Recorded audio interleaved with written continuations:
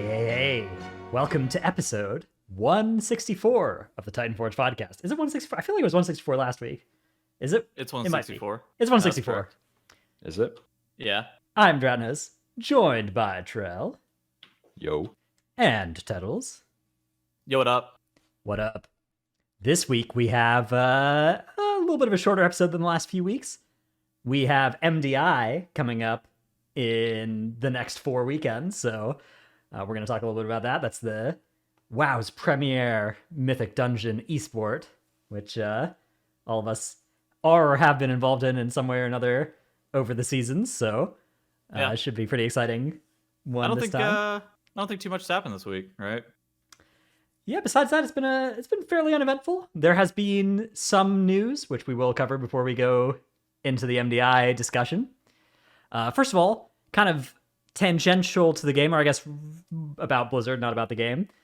We have some news about Blizzard ending their work from home policy, which has gone up and been a topic of discussion that you may have seen on and around Twitter. Which is that, Blizzard Entertainment appears to be ending most of its work from home policies, which began in early 2020 as a measure to protect employees during the coronavirus pandemic.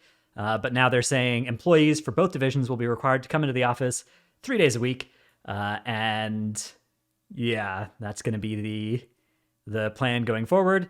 There's been tweets from various devs that are not super happy with this policy.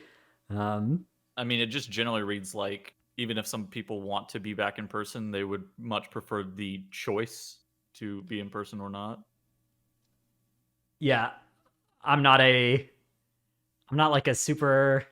work scientist, so I don't know how much. I don't really know what the huge benefit is to the. I mean, obviously, like Dragonflight was developed almost entirely during this time, right? While they were Shadowlands was also developed almost exclusively work from home. Yeah, that started, I guess. They shipped 2020. Shadowlands. They shipped it in work from home, yeah, but I'm sure a lot of work had been done on it before. Sure. I think a lot of companies, and this is coming from someone who works in corporate America, I think a lot of companies hold on to this idea of like, if people are in the office more, they're more guaranteed to get their shit done on time and they're more visible with their workflow and all that. And all the smart companies have moved to like at least 2 days from home per week. So it's like 3 days in the office, 2 days at home. So it's, at least they're doing that, which is like the second best way to do it. But all the workers outside of management all just want to be home full time, like in every single company I've ever talked to. It also Or doesn't at least have a help choice. that it also doesn't help that Blizzard is located in Irvine, California, which is notoriously known for being incredibly cheap to live. That's problem. The other problem with it, right, is that like if people can work fully from home for Blizzard, then they can save. Like it's a huge subsidy for them because they either don't have to live somewhere super expensive, Irvine, or drive an hour to get to work every day, and that's an hour, read us 4 hours. Expensive. Yeah, like that. That's expensive both in terms of time and also money and also quality of life, right? So effectively, it's a huge like quality of life cut to people that were in that situation that didn't want to live in Irvine, which. Aside from Blizzard being there, I don't know what reason there is to live in Irvine. I don't know Flame to. Well, there's Disneyland California across friends. the street.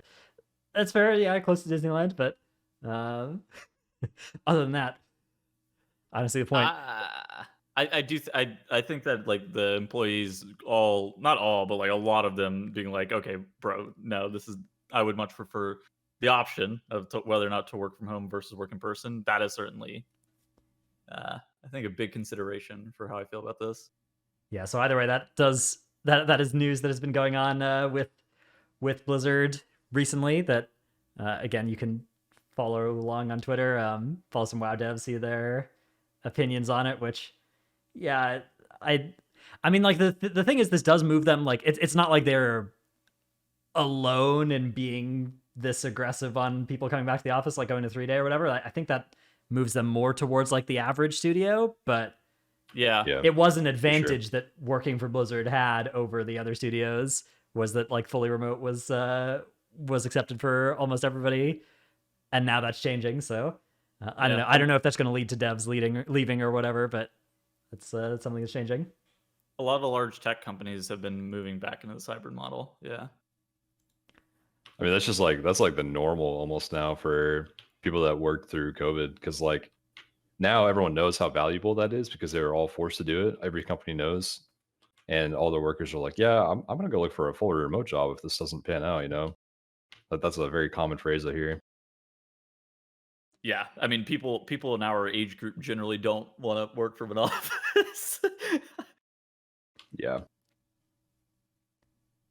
All right, we also have some news of 10.0.7 that is coming at an unknown, undisclosed time. Although, actually, I think was there a Wild Post that was like speculating when it Oh, was going to be released? Actually, it said late April based on there was. Let me see if I can find this as well. Yeah, okay. some event, but I didn't. I saw that and I thought about putting it on our show notes, but I didn't. I didn't know the legitimacy of this. So, okay, well, what we know for sure is that there's this content roadmap that has 10.0.7 in the spring, 10.0.5 was in the winter, and then season 2 is, I guess, either the spring or the summer.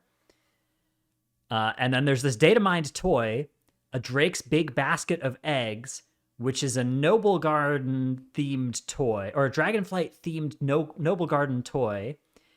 And Noble Garden comes out on April 10th. So if they're adding this toy, maybe it would, I mean, they could still launch after Noble Garden, and it could just be for next year's Noble Garden and for future Noble Gardens, but it's an indicator that if this is in the 10.0.7 patch, that patch might be on or before April 10th. I see. So this is why I saw this, and I was like, I don't even know if this is like Yeah. hand waving or like I don't know if this is legit or not. I mean, it's still not useful. It reads like it's off of, just, but it's yeah. it does kind of line up with when people are kind of expecting that patch to be, anyways, right? If anything, I kind of expect it'll be a couple weeks before that April 10th line. Something like mid-March would not surprise me for 10.0.7. But Dude, I've been like super happy with the patch cadence so far. 10.0.7 come out. If it does come out in like mid-March, you know, early April, something like that.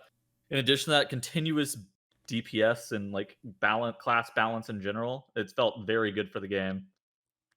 yeah, so I agree. 10.0.7 actually brings quite a lot of content for a patch with the 0.7 ending. It has so an entire zone. It was the Evoker starting zone, and there's not really much to do there besides killing rares and flying around and looting treasures and stuff. Yeah. Seams are returning. I don't know if you guys remember mining seams that are like better veins that appear only in caves. Those will be Like there for Azurite yes. veins? No, like so like, you know how there's like Ceravite ore deposits that are out in the world? In caves in the Forbidden Reach, there will be Ceravite seams that are more lucrative. Legion had this as well, where you'd go in a cave and there was the seams in the wall that you could mine. I remember those. Yeah. Yeah, so Do they have super herbs too? I don't know if they have super herbs. Oh my god, they're gonna have a fox that gets summoned by the super herbs. That'd be And then cool. You kill it and you get infinite fox Oh flower. yeah. Yeah, That was I from remember. Legion too. Yeah. I remember that. Yeah, I mean, there's kind of that with the overloaded elemental deposits and herbs that already exist.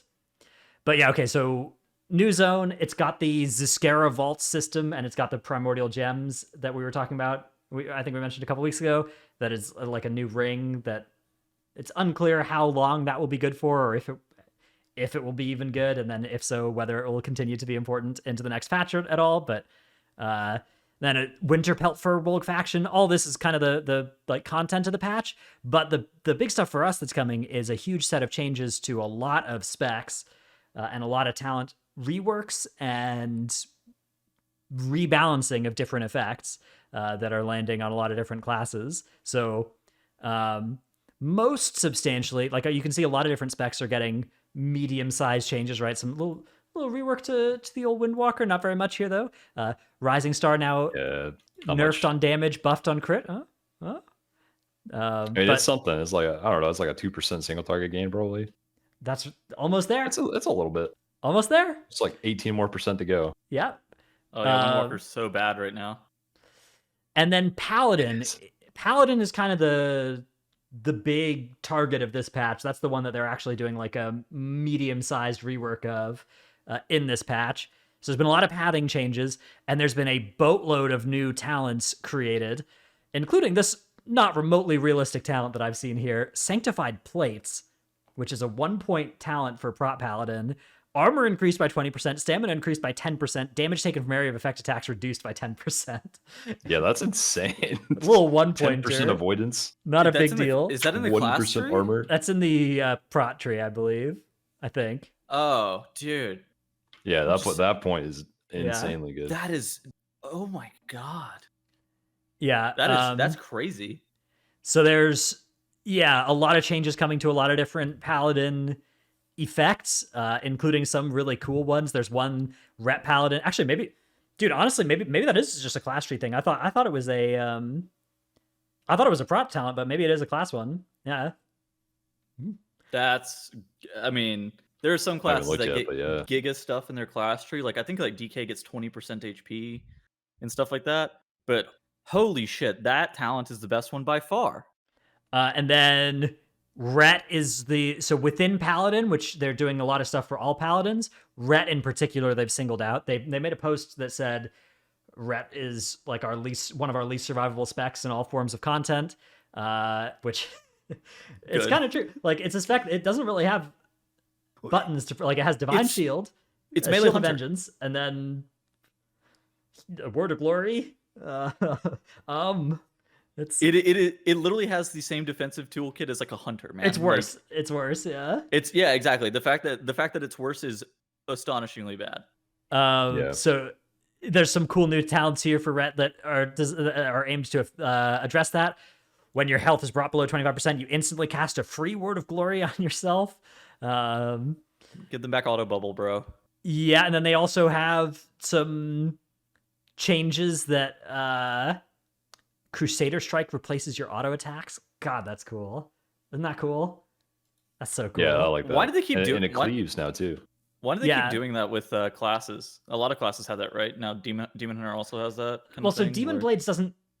Demon Blades is like when it kind of like bakes Demon's Bite into your autos, but this just straight up turns every auto attack into a Crusader Strike. Yeah, okay. So I don't know. I mean, it's the same sort of thing, but it's cool. And you can still press Crusader Strike, I think, right? Maybe that would turn it off, but I don't know. I don't know. We got to test that. Yeah, I haven't. It is on PTR now. You can test these, I think, although some of them are not yet implemented. But yeah, so a huge set of changes are coming to Ret, which a lot of it's just exciting new throughput stuff, but a lot of it is also kind of redesigns because the spec was, I don't know, somewhat anemic, right? Yeah, it really needed that. And honestly, I think it's like someone showed me a statistic that it was like the least played spec in all Mythic Plus in the history of Mythic Plus. Or least successful or something. It's been the lowest representation of specs in Raid since Legion. So it would track that it's also the lowest represented spec in M+, at least at a high end.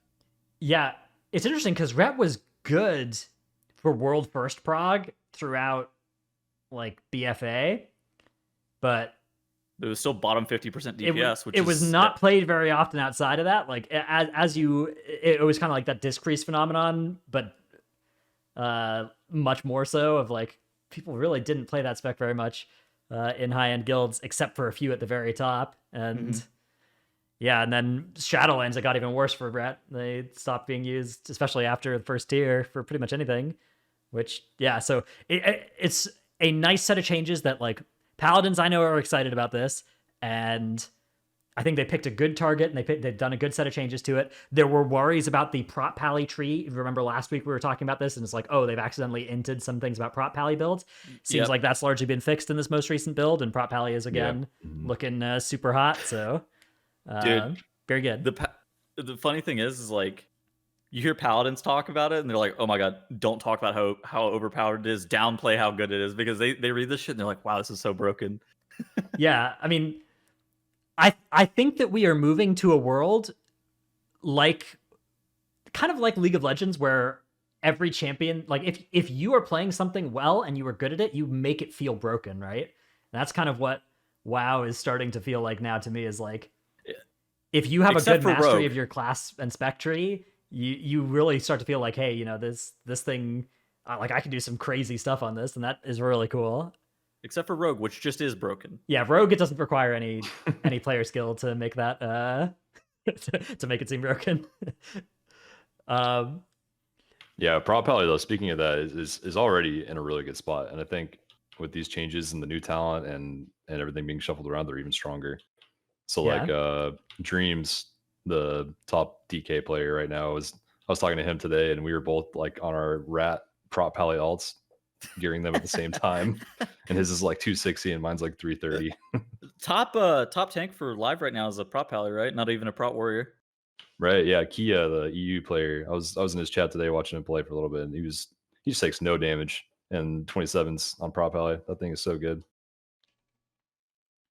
Yeah, I've played all 3 of the tanks in like 22, 23 keys now, or all 6 of the tanks, and Prop Pally is like, it's one of the easiest to live on because like there are a lot of these pulls that are kind of sketch on some tanks that Prop Pally just has bubble taunt for, and like you have Sentinel into Guardian Nation Kings, into Eye of Tear for a couple seconds into bubble taunt, and then by the time your bubble taunt's over, you've got Sentinel back, and you're just like you can't be killed. It's crazy compared to like when you think about a tank that has historically been sort of squishy but high damage and high utility. Prop Pally is now moving to a world of high damage, utility, and survivability, and that's already true. And then they're getting what's going to amount to a large buff here, so. It's a good time to be a Prop Paladin player and a Rep Paladin player and a Holy Paladin player, honestly. This has been super interesting to me because like coming out of the beta, the Druid tree and the Paladin tree were the ones that people had the most issues with. And in 10.0.5 and 10.0.7, they are reworking both the Paladin and the Druid tree. Yeah. So, hey, I mean, a lot of people thought that this is just going to be like an expansion level thing, like an expansion level decision. Like, oh, okay, this is an 11.0 fix. No, this is a 10.0.5 and 10.0.7 fix. Okay, cool. Yeah, I mean, yeah, love this. Contrast that, like I was in that camp, because contrast this to like Covenant abilities for different classes and Covenants, right? It was like Fodder to the Flame and Conqueror's Banner. I think we're the only ones to ever be reworked, even though there were like 30 that sucked and never were played. Ashen Hollow took 2 full patches for it to not be just the most broken shit ever. Yeah, I'm not even talking about the ones that were like OP. I'm talking about the ones that were just like nobody ever used. Yeah. So it's incredibly impressive. I mean, look at just the number of patch notes that are involved in doing this sort of talent tree. That like, it is a crazy amount of stuff happening to Rep Paladin. Now, I do get the sense that this is going to need to get the power level here is going to need to get some power is going to need to get taken out of the Paladins in general and potentially Ret and Prot in particular. And when that does happen, people will complain, but I suspect that will be needed and will be fine, and the spec will still be I think so, improved from where it currently is, and maybe even great after getting some nerfs to some of this. And honestly, the way they've been nerfing lately has been good. They've been not over nerfing things to death like they used to, where if something was good, you're like kind of scared because you're playing that spec. You're like, oh man, I'm playing the best class. It's about to be complete dog shit because they're going to nerf the heck out of it. But now it's going to be like a little slap on the wrist and probably bring it in line. So what's the deal with Ret Aura now? So Ret Aura is still in this patch, I believe, right? Yeah, so Ret Aura is still in this. It was in the last build. It is still going to give you effectively 1.5 to 1.6% DPS and healing as a raid. For if you have a Paladin that presses Ret Aura. It doesn't have to be a Ret Pally that presses Ret Aura as well. That's just something that you can spec into as any Paladin. They have changed how it interacts with Aura Mastery, so there will no longer be an incentive to have Holy Paladins AMing their Ret Aura as a throughput increase for the raid. Now it only increases healing, so it will still be good if you're trying to get a healing parse, an HPS parse, but remember, HPS parses are cringe, and so nobody cares. Is Aura swapping still a thing, you think? If you have one Paladin, yes, probably. If you have one Paladin, they probably... I mean, especially if you have one Holy Paladin, they are probably Ret Aura most of the time, and then Aura Mastering Devo Aura. Or maybe they're playing Devo Aura for more of the fight as well, especially on harder fights. But yeah, at least Ret Ret Aura Aura is the for the DPS opener. increase, right? Like that. I wonder if you can... Okay, so you know how Ret Aura procs once every 30 seconds. I wonder if just during the 20 seconds that it can't proc, Yes, you swap you to swap. Devo Aura. that's what I've been hearing. All Like, right. discussed is like, are we supposed to aura swap like this? I really don't like this rework to red aura. That's cringe, personally. Yeah, like I really don't like this rework to red aura because I think the biggest issue for me is that it functionally makes 2 paladins either required or 1 paladin is doing this cringe aura swapping thing, and I think that again, we talked about it a little bit last week. Without all of the classes having some level of unique utility that gives them a reason to be brought in raid, having a class that requires a second copy sounds just, I mean, it's just not the way that I think it should be designed. Yeah, I do have some concerns with the implementation of Ret Aura as well. I wonder if there's something there that it could be looked at again. I think auras in general, like Concentration Aura, Crusader Aura, what's going on with the, like, I don't know, it's because it's so hard to compete with Devo Aura, right? But like, okay, Red Aura does because they made it super big raid buff. Well, Conch Aura is the aura that whenever you see it on like a player's frame, you DM that person immediately and be like, you accidentally left Conch Aura on. Yeah, or you AM the Conch Aura against like a Quaking or something. Bang. Do you remember, what was it? Whenever Paladins got MC'd on Jailer, it would swap their aura to Conch Aura. Yeah, I do remember really? that actually. Yeah. And then they would play and then the Paladin would forget or not notice, and then play the rest of that night with Conch Aura up. Yeah, that happened to my Paladin on that fight. That happened to us at some point. We're like, how many pulls did we do with Conch Aura? And it's just like, fuck. Maybe you run Conch Aura and Court of Stars on Quaking when you're getting locked out every 10 seconds by Amakutya's Oh my God. and then Oh, yeah. Quaking back to back. I mean, I don't, yeah, or Mastery the Conch Aura on your, like, I was going to say Mages Combust, but they can weave around a Quake pretty easily. I actually need the Devo Aura to live. Amakutya's yell, please. Oh, I see. Never Please mind. go back to Devo. That's a one shot. Okay, yeah. In addition to that, we saw some other classes getting some changes, including there's also some change to Holy Priest. Again, there's some changes to abilities that are not being played, right? So, for instance, look at Lightwell here. Lightwell is getting its healing increased by 40%, it's getting its cooldown reduced by 50%, and it's getting its cast time reduced by infinity%, which is the biggest buff you can do. And so... Would you still have to walk up to it and click it? I think so, yeah. No, don't buff I'm not that, sure. man, please. But what they were trying, I don't know how Lightwell works. I know how it works back in Wrath. Yeah, it was people would put it down and you would go and click. They would tell you to go click on it and you wouldn't, and they would get really mad.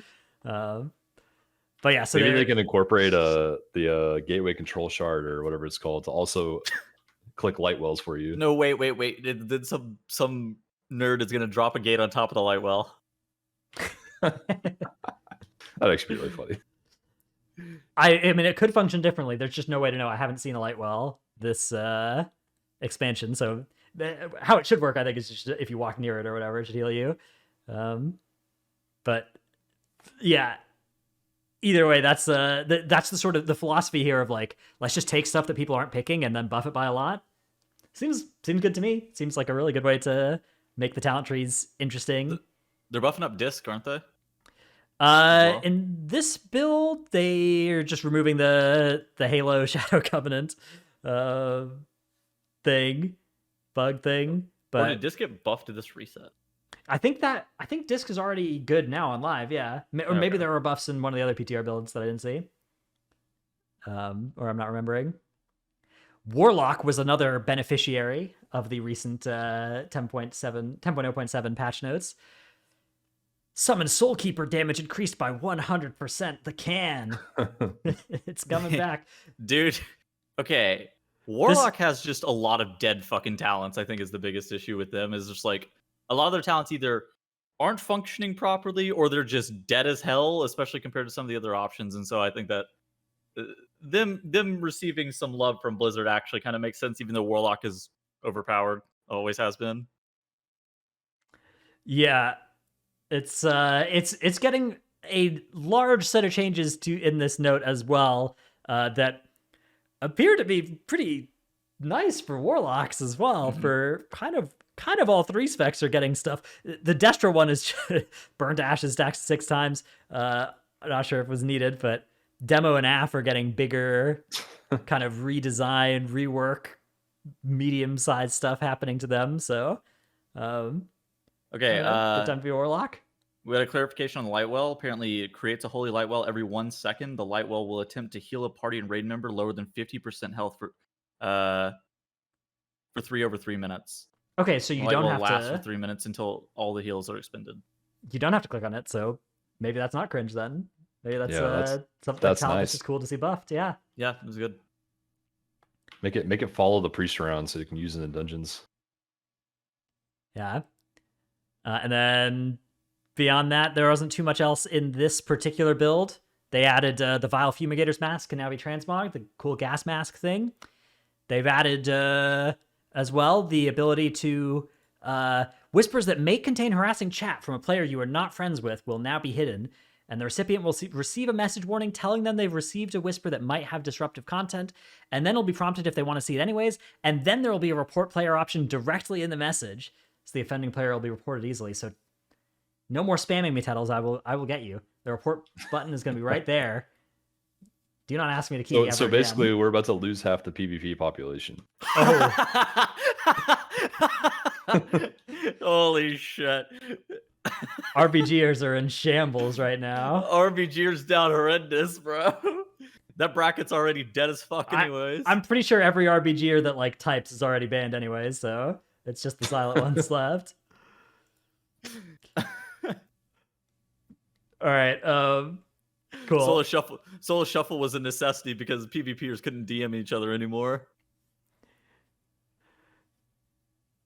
Okay, we're going to talk a little bit about MDI in a bit, but first we're going to do our tip of the week segment. My tip of the week is if you're playing with a priest, they have access to this unbelievably broken ability called Void Tendrils. Lightwell? They fixed this. Oh, they fixed this, yeah. Void Tendrils is still good though, right? It's still there's a patch note that says it gets broken on damage, but the enemies don't attack this, do they? Or do they now? No, it gets broken by friendly damage as opposed to not. Oh, being I see. Really broken Okay. By friendly damage before. So before it was basically binding shot Drytnos, but it just never 20-second broke binding ever. shot. Yeah, it was like a super binding shot. Okay. Now it breaks instantly, I think, basically. That's good. Yeah.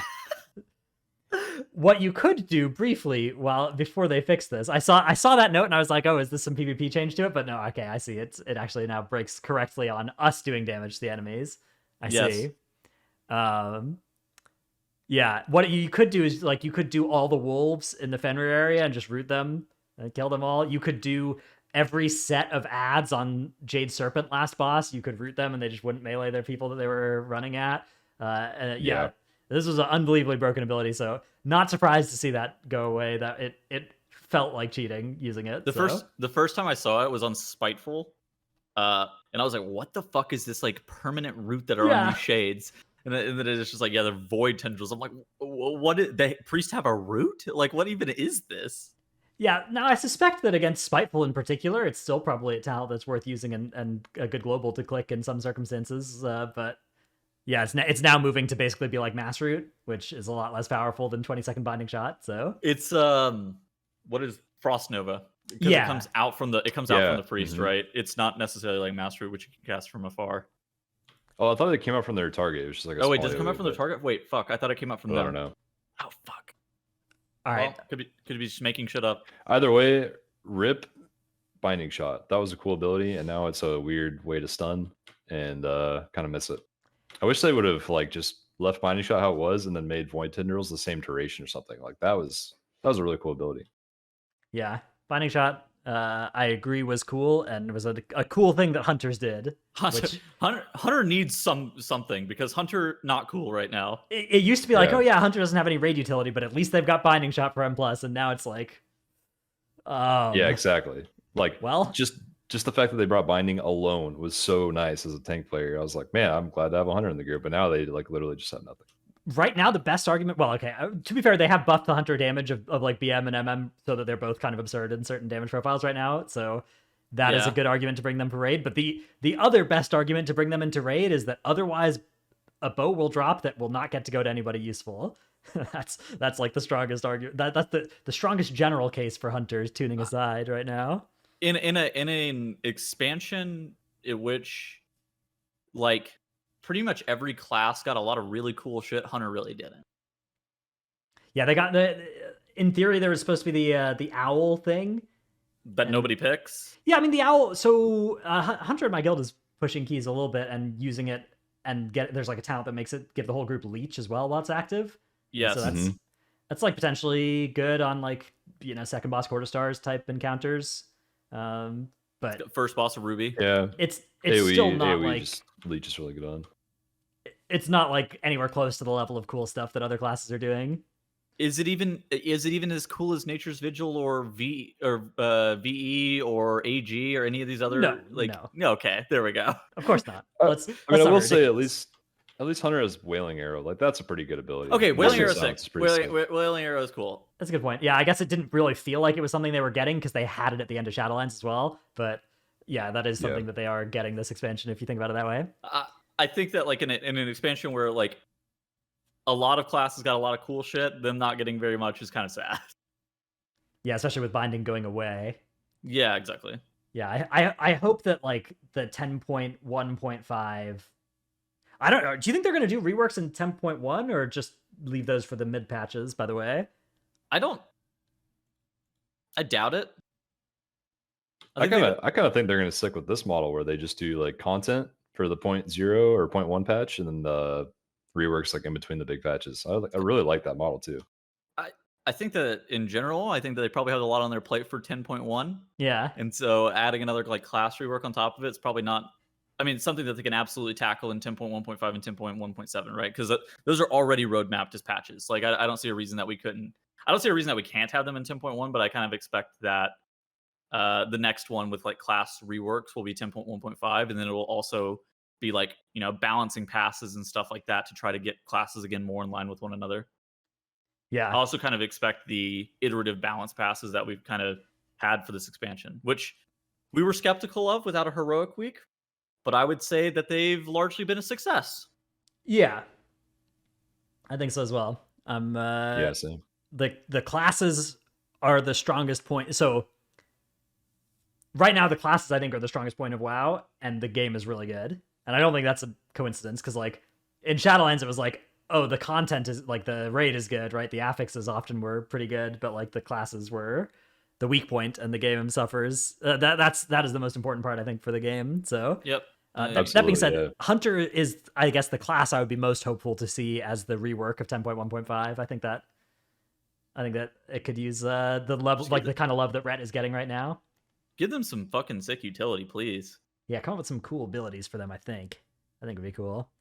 I'm not sure I want another raid buff, but also if we are moving towards the world of everybody having one, then they need one too. We're already there. Yeah. Give them like Blink Arrow or something where they can teleport the whole party to or the like location. Any raid buff at 80% effectiveness thing. Like give them that like I could be down for any raid buff at 100% effectiveness. Does it really matter? Could be. Would you ever like to see survival go back to being ranged, Ratnos? I back in Wrath of the Lich King the first time I played a Serve Hunter, and that was a fun rotation at the time. I don't know if it would hold up at all to modern. I will say I've enjoyed melee survival even in the patches that weren't the one patch where it was OP. Like I played it in Legion and it's a fun spec. Melee survival is fun, so I don't know. I don't think it's that far from being like a good spec either. I think it's just like it's just on the wrong class. Yeah, it's like Enhancement and Feral and Survival all have this really big challenge of being melee versions of a ranged class, right? Where it's like you could play the same class utility from a ranged DPS player. So, but Enhancement and Feral have now got things going for them in Wind Fury Totem and also just in damage, right? That makes them compelling picks on their own. Survival needs something like that, I think, to be good in any given patch. Is either something like a Wind Fury Totem to kind of solidify it as an always option, or just doing really good damage in a given patch. But I think it's fun. I do that. I think the melee survival is a fun playstyle, so I don't think it needs to go away. All right. I agree. Trell, what is your tip of the week? My tip is about this umbrella thing, and it's from Shadowlands actually, but I don't think anyone really had a good use for it in Shadowlands until Azure Vault, this expansion. And so now it's like common knowledge to go get this thing so that you can fall down the rings in Azure and not die to fall damage. Basically, if you're a class that can't do it naturally, there's a bunch of other ways to do it for classes that don't have like a break fall damage ability. Like monk, you can actually just roll off the edge and land like on top of this doorway. Maybe I can find a clip, but I've seen you do that. that's a good way to do it. But this umbrella is a little bit faster and it's safer, basically. You can also use momentum redistributor boots if you're using those for Razageth anyways. And then something to note about the umbrella is that you have to cast it before you jump off. Don't jump off and believe that you can press it in the air. Yeah. It's what is it? 15-minute cooldown. Yes, 15-minute cooldown. They're like 4 but of them. You should only need it like once. In the queue, so you can get the other ones as well from. You can get this other one if you become friends with the Countess via the Ember Court, which is a little bit of a grind and play Venthyr, but some of us haven't had enough of Shadowlands. If you got the Veilstrider achievement, the Ember Court was one of the systems that you didn't have to do very much of to get the related achievement for the Veilstrider achievement. So maybe if you want to go back and do a little bit more Shadowlands content, could be a vibe. Do some Ember Courts. You certainly could do that. Yeah. Or you could use just the one and get it right the first time and not wipe within 15 minutes. It's probably easier. You certainly could. All right, Tettleton. What is the clip? What the clip? Yeah, click on it. So in Court of Stars, actually the buffs are not made equal. There are some buffs in Court that are very good, including Book. Book, I think, is by far the easiest one to just like rip a YOLO guess on a mob that has a book on it. Because there are typically only like 2 to 3 people with a book in every single one. In addition to that, you can. I'm gonna link this weak aura as well. There's a weak aura that shows all the NPCs in like a big. It's massive. This thing is huge in the middle of my screen too. It is very, very good. So you mouse over the NPC, and this weak aura will show you their full model from front and back. Yes, and then you can you can inspect it without having to like zoom in and go up close. Right, you just mouse over things and do it that way. Yeah, it's very good. It's OP. Also, if you are a paladin, a prot or holy paladin, equip the transmog your shield to Truth Guard, and it will glow when you are near the pack that has the spy. And then or if you're a demon hunter, you could just cheat. Well, dude, so you have to get the 5 clues first, right? And then you can. Well, the Truth Card works from the start. So. Getting the 5 clues is just slower than what I did there. Yeah, you ripped a guess at the first clue, right? A big book. Yeah. Yeah. Somebody in chat goes, not gonna lie, bro, weak auras are getting out of hand, Lamau. I agree, man. I agree. That one's that was ridiculous. It's a cringe weak aura, but it exists. What are you gonna do? Not use it? Be slow? Dude, I saw it on somebody's stream and I go, link that fucking thing right now. What is that? Dude, I was doing a key and somebody ripped a guess and just got it right away. And I was like, oh my god, is there like an Among Us weak aura, like a Pieces Among Us weak aura? And so then this person made a weak aura and it was called like Court of Stars Spy Helper and linked it. And all it did is when we got to the spy section, it made my cursor like my whole screen. it's just a malware weak aura. No way, man. That's funny. Yeah. Some people are really good at that. Yeah, like in this clip, Tettle's got it super fast, but I've got a friend in my guild that like gets on the first or second guess every single time almost. It's crazy. I think that there are with 1 clue. I mean, there are set NPCs and like set clues, but I don't think it's like the Mist Maze in the sense of like, okay, so it is like the Mist Maze in the sense of like there are seeds for every single run that you're gonna get in regards to the spies, but there are so many different variations that you're never going to be able to have them memorized.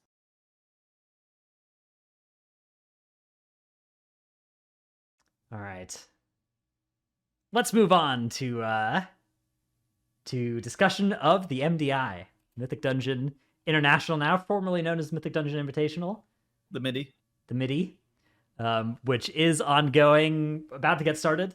Potentially, if you're listening to this in the future, ongoing. So it's the next 4 weekends, and it is speedrunning M+. But unlike previous MDIs were often played at like fairly low key level, right? Like key levels where high key pushers were, you know, well below what they would be doing on live. Here, the MDI is actually going to be played on pretty substantial key levels. So the first group is this weekend, and the key levels are going from 20 to 23, depending on the dungeon. Yeah, those 23s are going to be rough. Yeah, originally there's gonna be a 24 in here as well, but that was changed after it was initially announced. So there's 23 Azure Vault and 23 Shadow Moon Burial Grounds. Now, obviously, 23 Shadow Moon Burial Grounds is that's like a 21. Is like a 20. easier than most of the other keys on this list. Yeah, but 23 Azure Vault, Fortified Sanguine Volcanic is going to be one of the dungeons run here. Well, 23 Shadow Moon Burial Grounds is easy to time. Yes. Relative to the other keys on the list. Whereas we know for a fact that like that's not historically always like accurate as to like what's going to be difficult for MDI specifically, because timing the key isn't of concern. These people regularly 2 to 3 chest every single dungeon. Yeah, you basically have to think of it like how is this going to look with every single area pulled into the boss as much as they possibly can. Yeah, and I think even Shadow Moon, that's going to be pretty hard. Like those mobs, some of them are kind of nasty. That's a lot of casters too. Yeah. That's definitely true. That dungeon is going to be. I suspect it will be one of the more dreaded dungeons actually in this MDI compared to some of the others. Yeah. Dude, I did a key on Tuesday with Yips and Timber and Cryptics and Anarchy, and the moment I joined voice, Yips goes, "Bro, I just had JPC's VOD up, and we were looking at live routes for our MDI practice. What have you done?" I'm just like, dude, that's got nothing to do with me. That's funny. Yeah, I'm really excited to see what they do with some of these, because we're getting kind of close on live routes too. Because like Tuttles and I did an Algathar 25 last week, where we just pulled massive the entire run. It was done in like 7 or 8 pulls, and like you actually can't go much bigger than that in MDI settings. So I wonder what they're going to do. I expect to see depletes. I do expect to see some depletes this weekend, which historically we don't. We see like 1 deplete a season, maybe. Not even always that. Like some seasons we don't get any depletes. I expect to see like 1 to 2 depletes a weekend. Yeah, I mean, because like these, it's going to be a case of like you wipe twice and the key's depleted potentially, right? Kind of like at this key level. I don't know. I'm excited. I'm excited to see how it works out as well. I'm curious to see how it'll play, because it, MDI, so that it's going to be teams fighting each other 1v1, right? It's not going to be like Great Push. It's not going to be all the teams kind of doing their own thing. It is going to be like 1v1 bracketed matches between 2 teams, and it's going to be at this fairly high key level. So it's kind of a combination of key level and format that we haven't really seen before, right? Like we've seen MDI at low keys, we've seen Great Push at high keys, and we've seen Great Push at low keys with Last Stand as well, kind of. But we haven't really seen MDI at high keys since like Legion was the last time where there were pretty high keys in an MDI, right? It was like the 24 lower in one of the global finals. At the very end, right? No, the global finals, there were 26s for that season when people on live were doing 28s. Yeah, so here we're looking at 23s when people on live are doing 26s, right? 26s, yeah. Yeah. Mm-hmm. Which, I mean, this was the initial complaint. I mean, what did you guys think of the moment that they announced the 24 Azure Vault? People were like, people have only ever done 26s. Why do you have us doing a 24? They were already like... That was wild. They were kind of annoyed. Yeah, so due to the place it was in and the bracket, it was like always bannable up until it was in the places where only like the teams that could win the tournament would be in. So it was like avoidable if you were one of the lower bracketed teams that could maybe not complete the dungeon. But man, I don't know. It's definitely a very high level key. So it's interesting thinking about the Legion comparison, because by the end of Legion, it was like the same dungeons that people have been playing for like 4 seasons, basically. Some of them only 2 seasons, some of the dungeons. But like in this case, all these dungeons are brand new, or at least haven't been played in Mythic Plus before, except for Court and Halls. And combining a very high key level in MDI with that kind of new state of the dungeon is, I think, really, really difficult. How are you feeling about like rotating dungeons every single season for like the competitive esports WoW, like the WoW esports stuff? Like obviously, we're not gonna have a TGP this season, but like Do you think this is going to be better for like viewership? Just being able to have like one thing for like these brand new dungeons kind of brings some new hype to it. I think so. I think it's fun for almost everybody involved. Definitely for the viewers. I think it's super exciting, and then it's going to cause some train wrecks, and that's always exciting for the viewers. I think for the competitors, it's also probably a step up overall. There's some downsides, I think, because Yeah. of like what we just mentioned, combining the high key level. But I think overall, it keeps it more fresh, and it's more fun to see who can learn fastest. So this weekend we are going to see those maps we just talked about, and the teams we're going to see are this Group A teams, which are Echo, favorites, tournament favorites, first seed. But then we have Sloth and Legendary, which are 6th and 7th seeds, so very close. And remember, there's 2 tickets out of each group to the global finals, so hotly contested, most hotly contested by time trial times in Group A. Sloth is the team that we saw in global finals last MDI. They made it to global finals last MDI. In addition to that, they are a team that's also like formerly named Reload Esports. They're like one of the top. They're one of the top like Spanish speaking teams. Very solid players. That's them. Okay. Yeah, that's them. They've improved heavily over the past like couple of seasons. Legendary is a team with Lapan Igloo. Yeah. Yes, Lapan Igloo Tobo. So a couple of other people that I'm forgetting their names right now. Wixie Cat, which I think is like a method player from my understanding, and then I don't know their fifth. Oh god. Splat. Oh, Splat. Okay, yes, and Splat. So like that team should also be incredibly good. Those 3 teams are probably obviously the top 3 favorites to come out of here. Yeah, then you drop down to like 12th and 13th seed with Team Sui and Levels, which are going to have their work cut out for them to get into top 2, but I'm rooting for Deve and the 7 Bears personally. Deve and the 7 Bears. So Levels is actually this 4 out of the 5 members that were on the Levels team that played in EU TGP. Right, it's that Walpine team. Yeah, and they did fairly well in that, right? They were competitive for quite a long way through. And they made it through the time trials, right? So they might have a comp advantage because Walpine historically DK player plays a lot of Death Knight. Death Knight this season, Unholy in particular. We're gonna talk about comps. Unholy, very good. Yeah, so here were the time trial dungeons. They were the time trials went up to level 21. They started at 15, and then you pushed the key up to 21, and then you just speed ran the 21 until you got to the best time possible.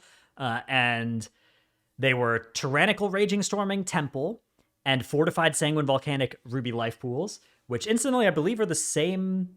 Are they the same affixes, or are they just the same dungeons? It looks like they're just... Okay, they're not the same affixes in Group A, so they are needing to... They also changed those. Raging Storming... Yeah, it looks like they are different in the... Bolstering Temple? Oh, man. Yeah. They had to learn a completely different temple from time trials. Yeah, I remember some seasons they've done like the same dungeons, the same affixes even, but... Yeah. They've been doing this differently recently, really? where because every single week is going to be different affixes for those dungeons.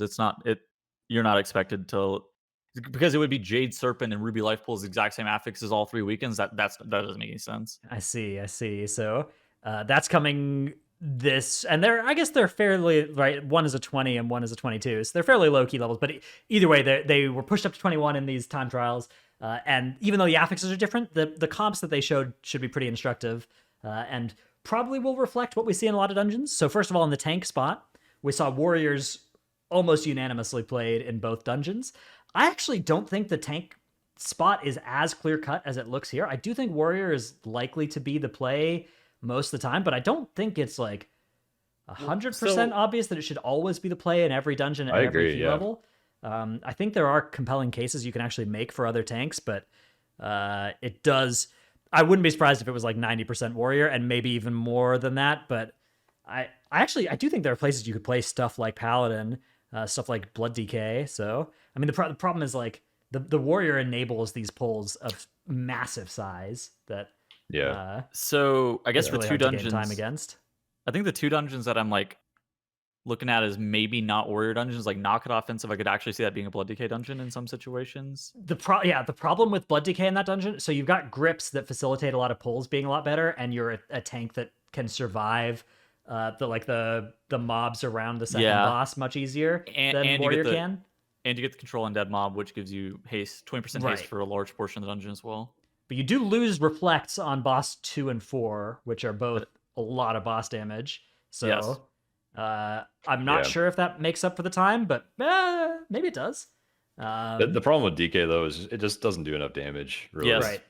Whereas Prot Pally and Prot Warrior and Brewmaster probably do the most damage by far of the tanks right now, and they're actually kind of neck and neck with the high key builds.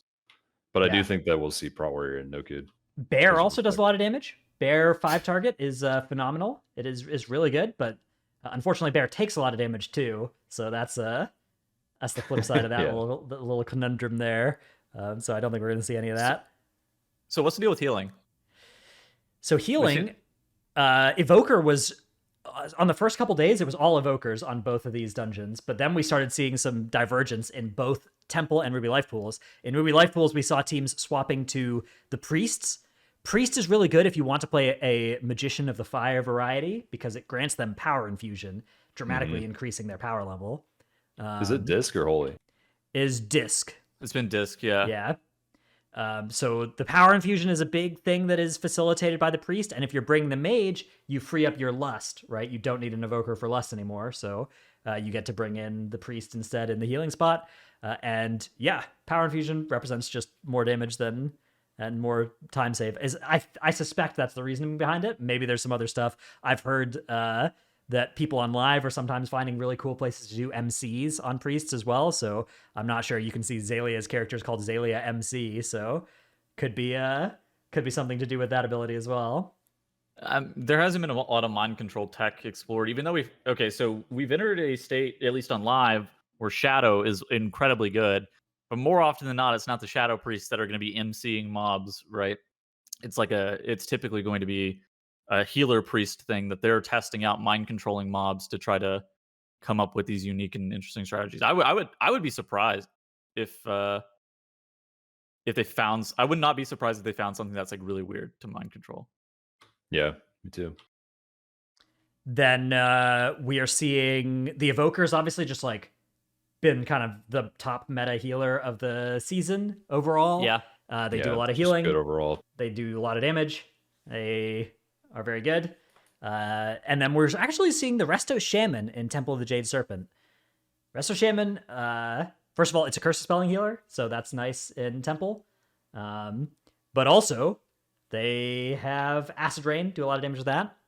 I'm not sure what other justifications there are for it in this dungeon in particular. I'm not sure if any of you guys have. I thoughts think about it's it? got to be just having 2 curse spells because of the size of pulls they're doing. I guarantee you there's several pulls with 2 or maybe 3 Mistweavers. Probably just 2, but I think that having 2 curse spells would just enable these massive courtyard pulls. Probably.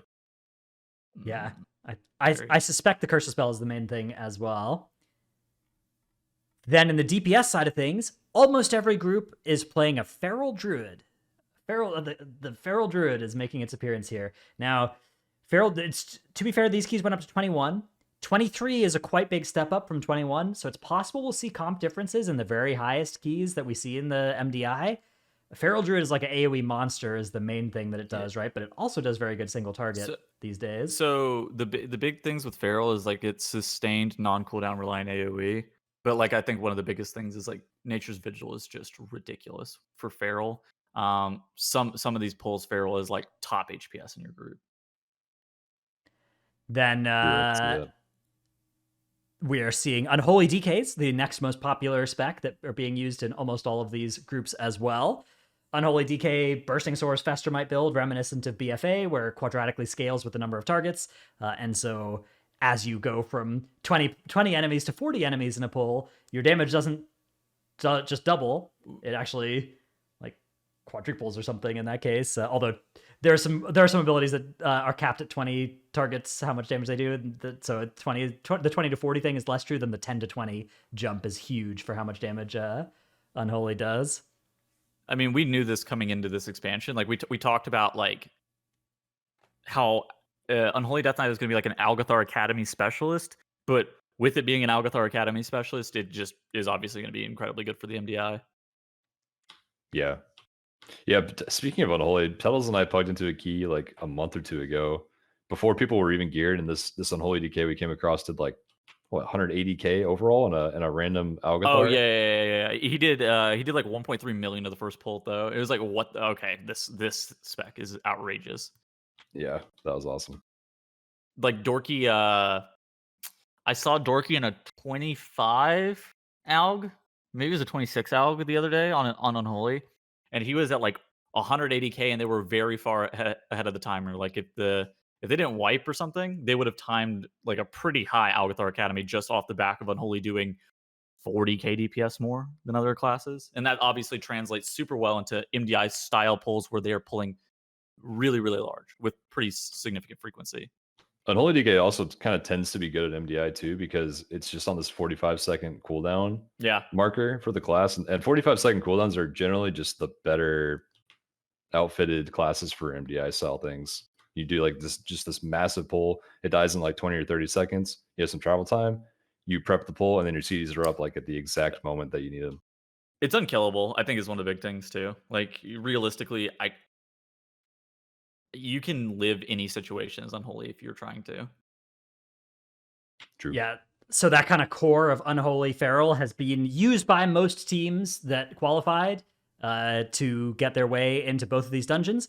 There have been some divergence, though. There's been some teams using only one or none at all, in fact. Fem's team was using Destro, Havoc, Shadow Priest. Shadow Priest was also showing up a lot in Temple of the Jade Serpent in particular. Although we saw it a little bit in Ruby as well for teams that weren't playing the disc. Fem's team played Havoc in both of the dungeons. Fragments has played Havoc in both of their keys when pretty much nobody else has played Havoc. Mm-hmm. So Havoc, not a bad spec. It's taken 4 nerfs or something since the start of expansion, but still does a lot of damage, and Chaos Brands the pack. Still one of the top M+ specs in the game, even after the 4th nerf. The more standard complements to the Feral and the Unholy are looking to be Mage when you're playing a Priest, so you can power infuse them. Yeah. Otherwise, Rogue or Shadow Priest have been the kind of the standard options in these 2 runs that we've seen, or the 2 dungeons we've seen run so far. Now, again, key level, I think that in this expansion in particular, like this key level gap between 20 and 23, that is a huge amount of health and damage, especially this expansion. Health and damage difference between key levels is more than it used to be. So the difference in texture between a 20 and a 23 is massive and might affect the comps by quite a bit.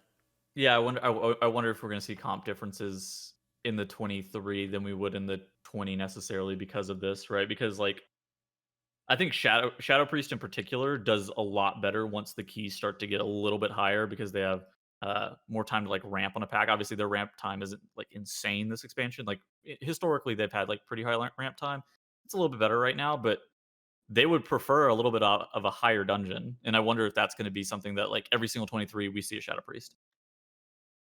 Could you see ever Moonkin as well in that case, or maybe? I don't know if the dungeon is high enough to where the Moonkin is warranted, but like I could see it being okay. Yeah, I just pulled up the NBA page because I'm curious, but it's actually only 2 groups running Mage. It was just the same 2 groups doing the runs over and over again.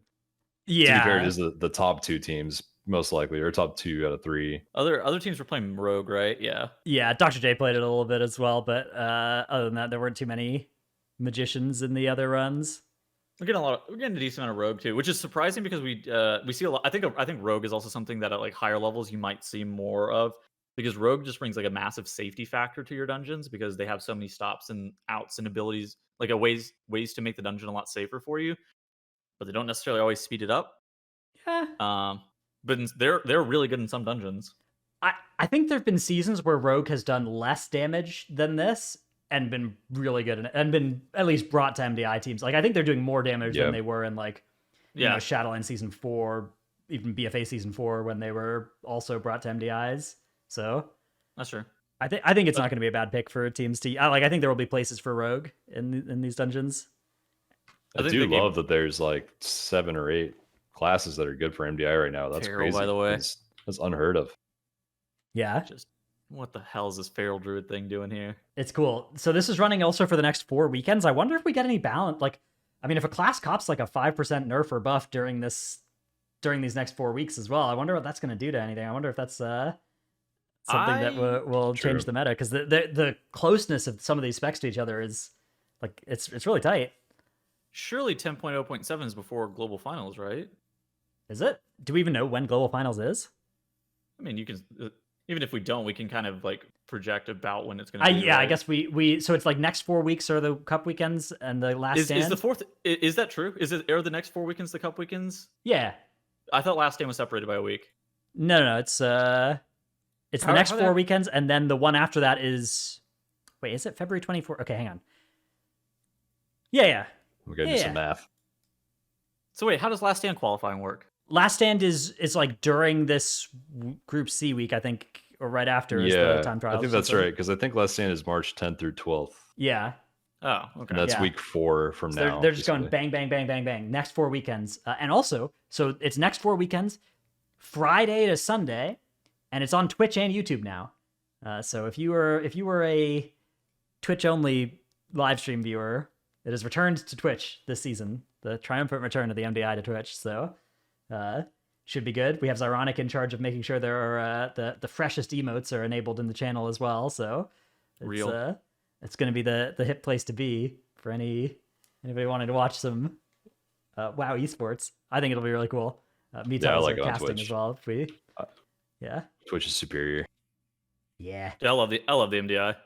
I actually really I have always liked the MDI, but I'm especially excited for this round. Like, I feel like just looking at talents that people play in, I feel like there's going to be so much cool stuff that gets done to make these dungeons go really fast. So, the level of the key, I've always been somebody that has enjoyed watching the lower level keys speedrun as well, but now that it's at the higher level as well, it is going to be a little bit more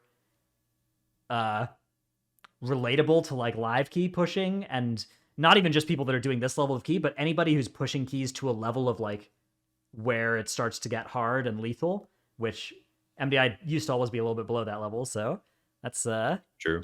This is gonna be pretty cool, I think. I do think the entertainment value of MDI is going to go up a little bit just with this level, but I do think it's a little bit harder on players, which is, it's got its pros and cons.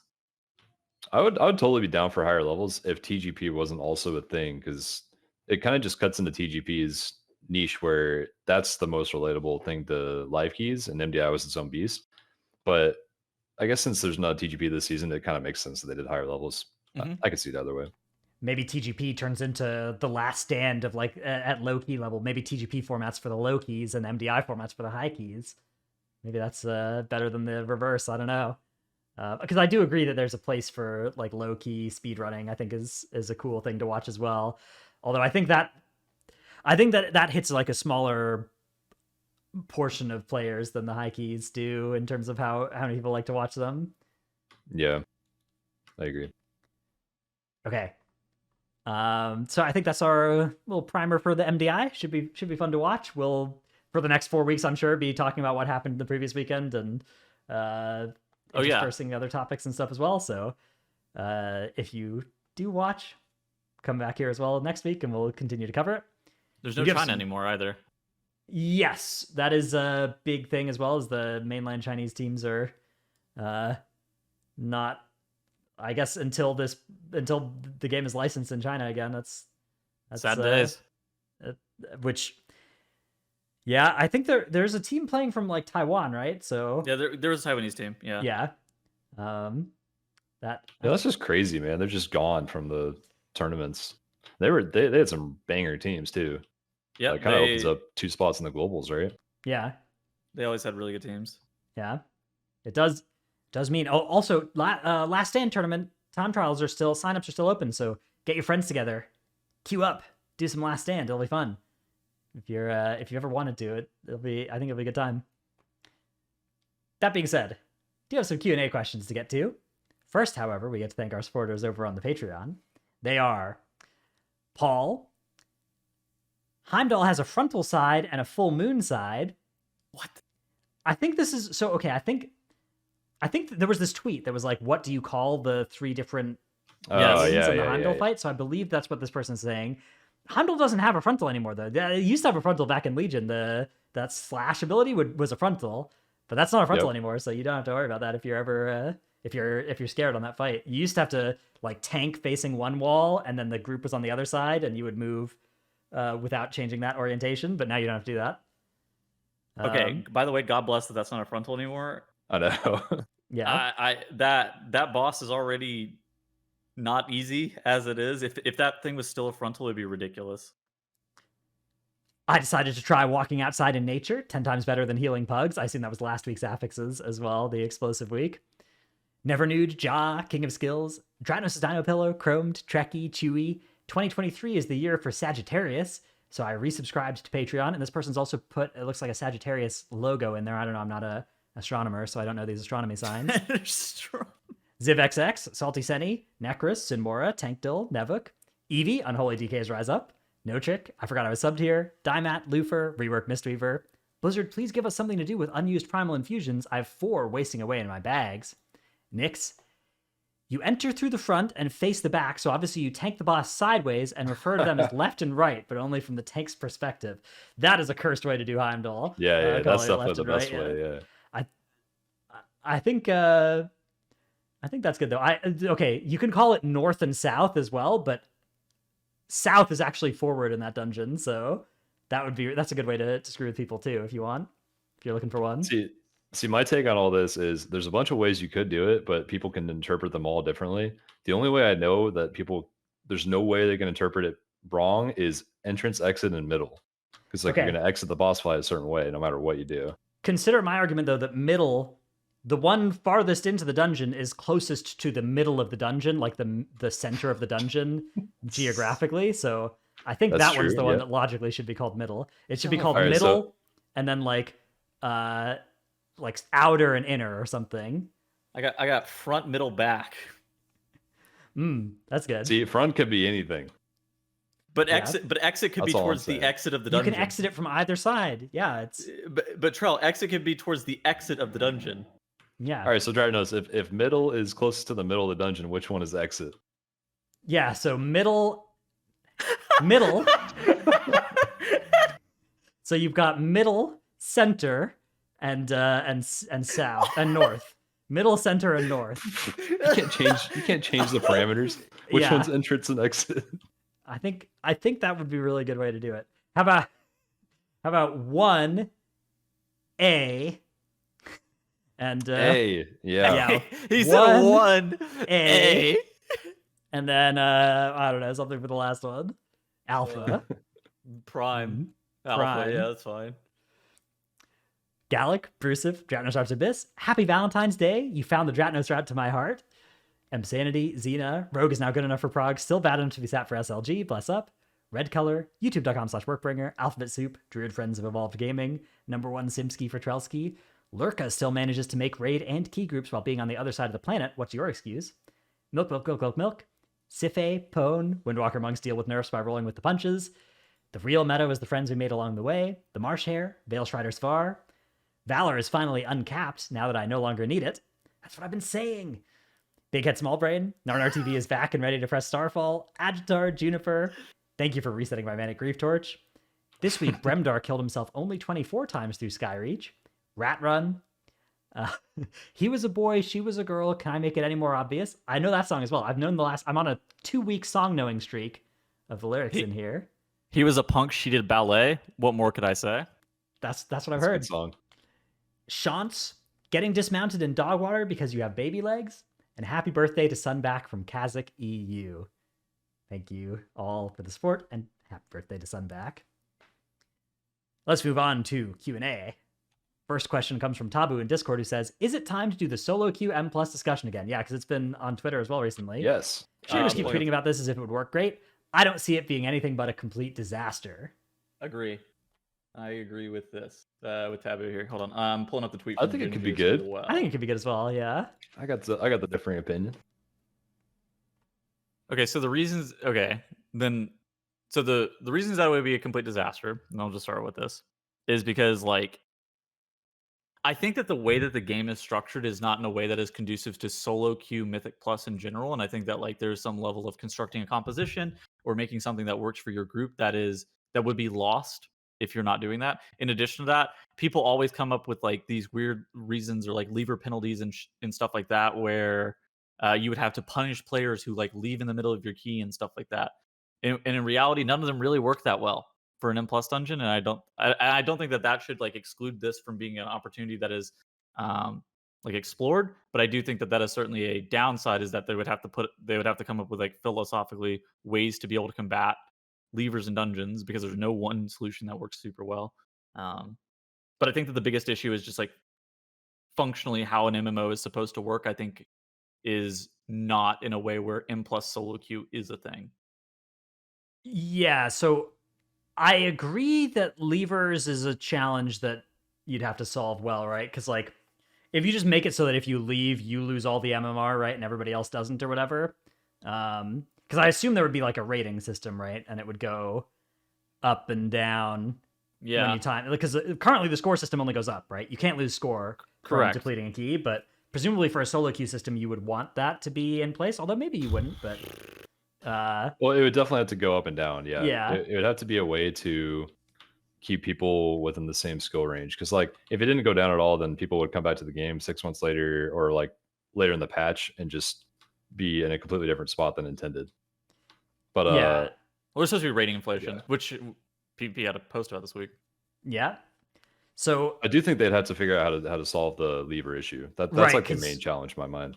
Like how do you so you could make it so that the first person who leaves like loses all the MMR and everybody else doesn't if somebody leaves. I am AFKing your dungeon. But then people are going to AFK. Yeah, and like legitimately also like what if 5 minutes in, you know, you've wiped 3 times and it's clear you're not going to be able to kill the first boss or something, and like the group is just cursed, right? Like what is the way that your system is going to make that work? I don't think it's an impossible problem to solve. I think something like a surrender vote type system in that case is probably called for. Well, I mean, if you there's like a surrender system, yeah. So like if the majority of the group votes to surrender, then it's over. Just in the run, no penalties, it's just done.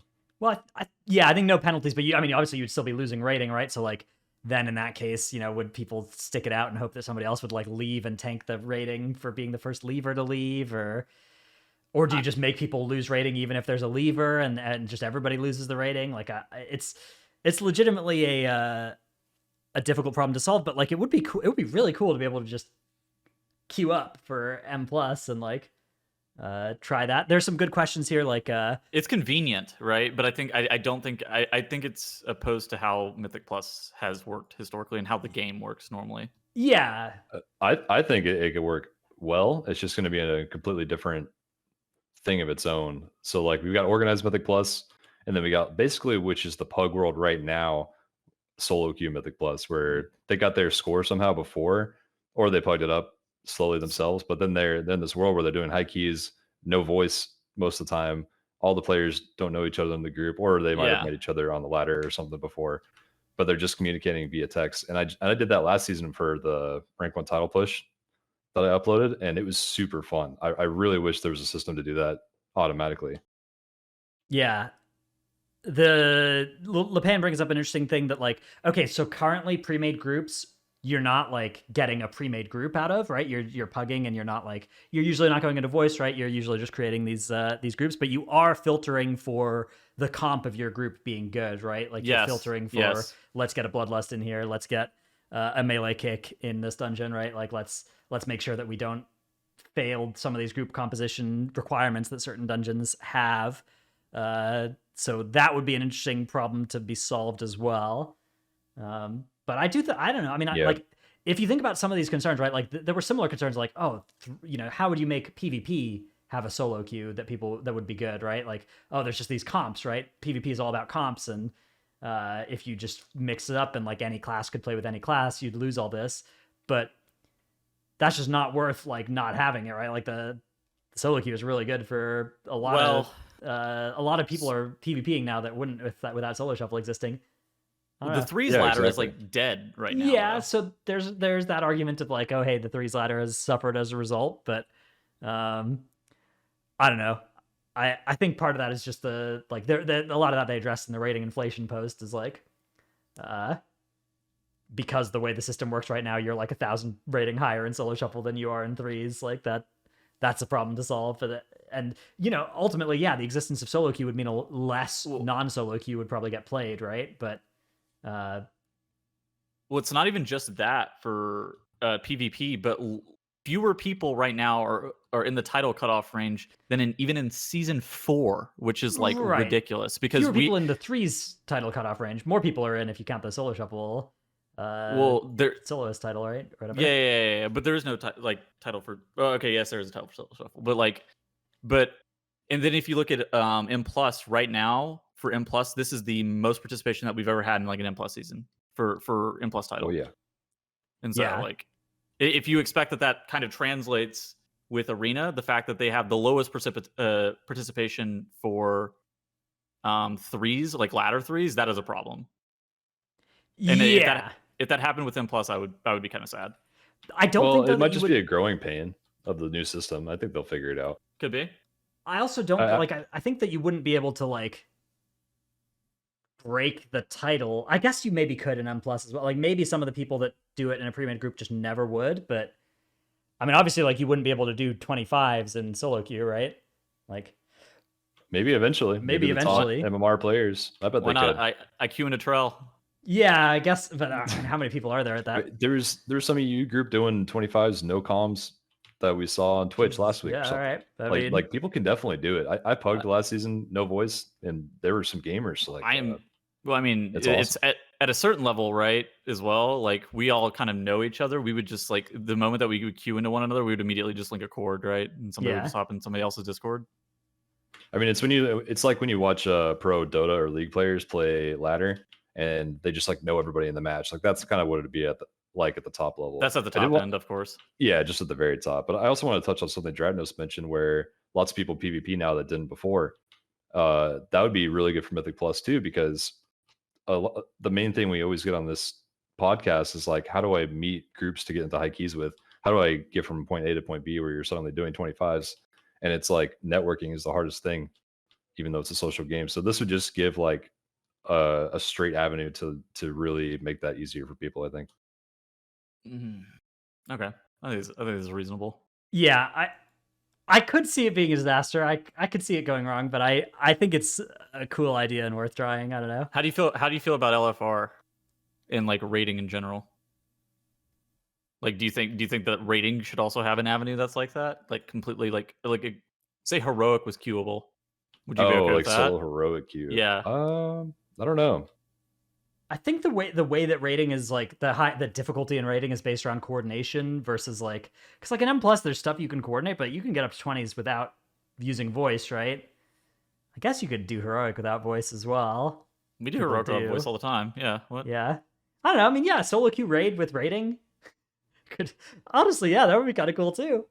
I don't know.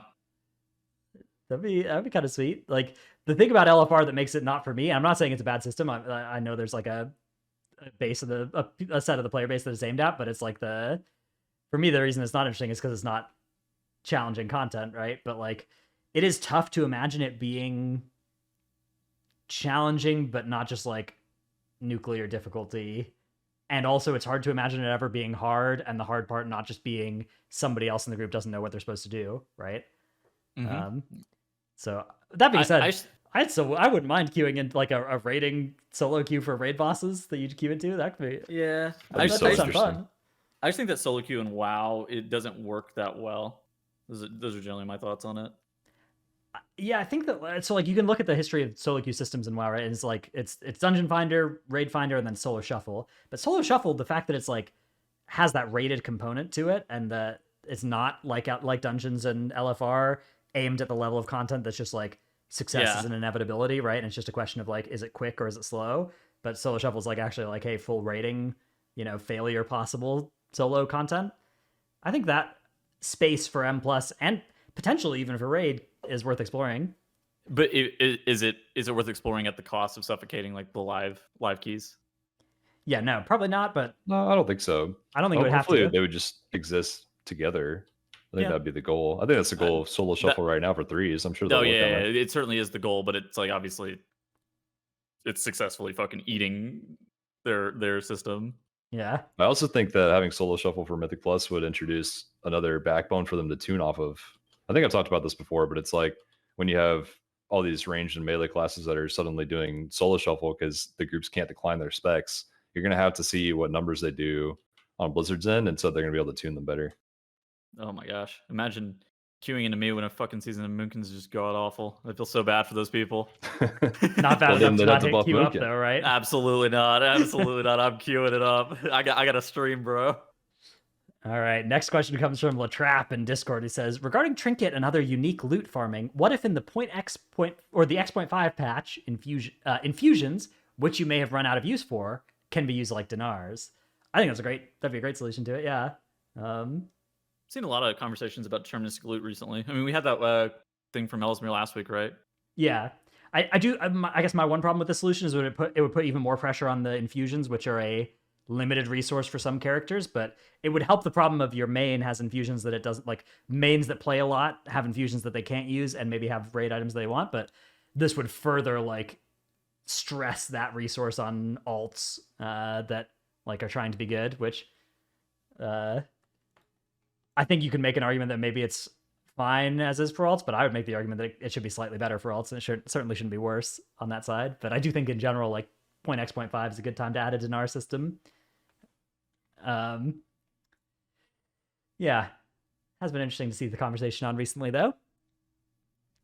Next question comes from Small Monk TV, who asks, with all the healer buffs we've seen for almost all the specs, do you think that the 40% health and damage buff was needed, or was just nerfing Druid and Preservation Evoker a better solution? So this was back in beta, right? Remember when they increased the health and damage of all enemies by 40%. Or they increased the damage of all enemies by 40%, and then they increased our health bars by 40%, right? The size. So Yes. Basically, each heal was smaller, but the one-shottiness didn't go up. Yes. Yeah. Think. So we're dealing with one-shots again at high keys, but that's not starting until largely like 25s, right? 25s and 26s. Yeah, and inevitably you do hit one shot. Like keys get pushed to a level of like, this timer is impossible on DPS check, this timer is impossible on an HPS check, or players are getting one shot, right? Like one of those three things has to happen as the key level keeps going up, right? So it's not inherently bad if one shots are, and I don't even think one shots are like the predominant thing that's stopping key push, right? Well, I prefer the one shots over the other stuff because the one shots are at least in large part you can play around them in some capacity. Yeah. True. Oh gosh. I don't think we've died to a HPS check yet. I think that the 40% health and damage nerf has worked out pretty well, because I think that without that, healers would be super OP relative to our health bars, especially this early in an expansion. Like healers feel strong right now, IMO. And this, like if that nerf to healing effectively hadn't come through, I think we would be left with a place where healers are like insanely easy to top everybody, and then you have nowhere to go in the rest of the expansion. So I think the best example is like healing Eye of the Storm on 26 or 27 is like something that healers are able to do, and that's when everybody in the group is taking like half their health bar every single tick or more. Like at the end of the Eye of the Storm, they're taking like 75% of their health or something on Tyrannical, you know. And then like there's an arcing bolt 0.5 seconds after that last tick. Yeah, I mean, just the fact that healers are able to deal with that, I think that the 40% buff was probably a good idea since they're still able to do that. The arcing bolt is certainly the hardest part. Yeah. Yeah. I think similarly, by the way, the tank survivability nerf that landed at the start of this, like near the start of the expansion, also I think has proved to not be the disaster that it looked like. Well, that one's a little different, I think, because while Prot Warrior needed the nerf, I think that they've buffed the other tanks a bunch to kind of counteract their own nerf in that regard. So in the end, it's good now. I agree. Tanks are pretty well set at the moment. Except I think for Bear. DK definitely needed that survivability nerf as well, though they need more damage buffs still. But still. Yeah, I guess that one maybe is just like the balance thing was the problem they needed to solve there. But I do think in general, like tank power, even the non-warrior tanks, even before some of the buffs, felt powerful, even after that nerf. And healers I think feel powerful even after that healing nerf. So I think I don't know. I think that both of those kind of fell into the category of like, oh, this talent system has actually injected a lot of power into the base class kits, and Yeah, the game I needs to agree. get a little bit harder at a baseline level to compensate. Which, yeah, I think it worked out. That being said, yeah, obviously Druid and Evoker needed nerfs.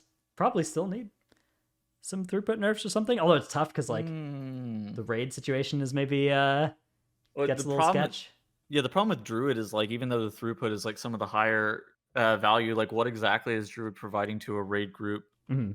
Okay, so like if you think about like H priest provides like hymn and symbols, which are both very valuable to a raid group.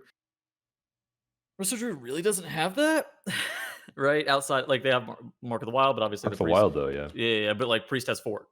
Yeah, it's just Yeah. tough from a raid perspective. Obviously, from an M plus perspective, we can sit there and look at it and be like, yeah, Druid's incredibly strong. Mark of the Wild and M plus is 3% versatility, and M plus is incredibly valuable, especially once you start to get to like high level keys. That 1.5% DR that you get from Mark of the Wild is probably that plus the 3% damage is probably the best raid buff in dungeons. Yeah, But I don't know. I think that Evoker is the only one that like needs a nerf, but realistically, everybody seems like they're having fun playing Evoker. that's true. Evoker, a fun spec. There were fears, and I think still are fears if they ever design a raid tier that doesn't have the fights like this, where like the time spiral is not as valuable. If their throughput is lower, and especially if there's fights that have any kind of range Yeah. component, like there have been in some previous raids. But the core spec rotation is most of the healers I know have a lot of fun on it, so that's really good. You know what's so I mean, interesting to me? it's the new class too. They Yeah. gotta be good, right? The fact that a lot of people were really concerned about their range for a while, and some players like there's like a mass chasm between like your elitist players who are in 18s and LFG who are like you can't position like this, you need to be in my range and stuff like that, and then like good players who are like they never say anything, they just fucking heal you even if you're in the shittiest position ever, and then it's just like all right, yeah, they just figure it out versus like the average player who is like really struggling with the range. Yeah, in keys, I mean, in keys, it's like always manageable, right? Unless it's always manageable in keys, right? It's just there are raid fights that have existed in the past that if they make them again, you're not going to play any evokers on them. But Yes, obviously, they also know evokers in the game now, so they can design around that. I certainly troll the fuck out of our evoker sometimes on accident. Like he'll be channeling a dream breath or whatever, and I'm just like ADing, doing fucking nothing, and he like positions like himself right behind me to hit me, and I just fucking walk out of it for no reason. I'm like, I'm just like, I am so sorry. Curious move. Yeah, I'm sure you hate me for this. I deserve it. All right, on that note, that is going to be the end of our episode this week. We'll be back next week for a probably MDI post-mortem episode of the first weekend and maybe some other topic. I don't know. We'll come up with some other topics maybe. If some people have ideas for topics, please join our Discord and leave them, because we're at the state of the patch where we're like just kind of waiting for weekly news. We don't really have a great idea for a topic. If you have any ideas for topics, join our Discord. Our Discord's actually kind of popping. True. Yeah. So yeah, please give us some ideas. If there are any cool ones, we will take them. All right, but that's going to be it for us this week. See everybody next week. Bye. Bye. See you next time. Goodbye.